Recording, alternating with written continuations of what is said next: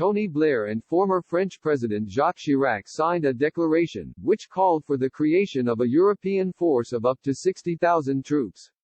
Boris Johnson's Brexit deal has helped pave the way for a European army, but lots remains to be done, according to a close ally of French President Emmanuel Macron.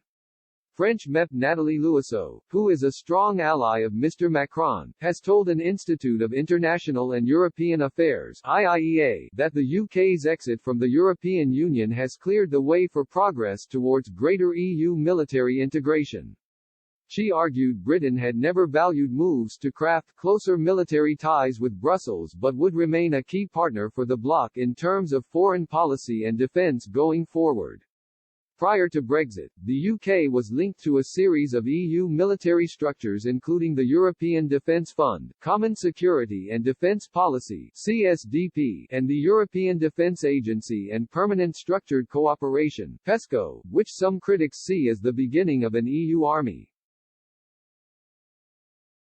Regarding the future of the CSDP, Ms. Louiseau said, Brexit in foreign policy, firstly we have to admit in regards to the participation of the UK in CSDP the loss is small.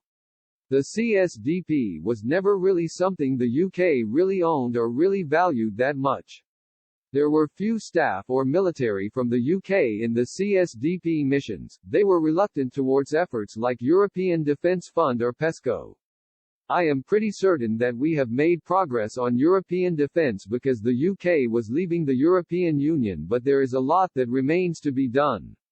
Ms. Louiseau appears to be wrong, though, as the UK did push for a greater common security and defence policy (CSDP) under former Prime Minister Tony Blair. In 1999, Mr. Blair and former French President Chirac signed the St. Malo Declaration, which was designed to bolster the EU's ability to conduct autonomous military operations. The declaration was a response to the armed conflict in Kosovo in the late 90s, in which the international community, and especially the European Union and its member states, were perceived to have failed to intervene to stop the conflict. A year later, as a direct consequence of the St. Malo summit, a headline goal was formulated in Helsinki, setting 2003 as a target date for the creation of a European force of up to 60,000 troops.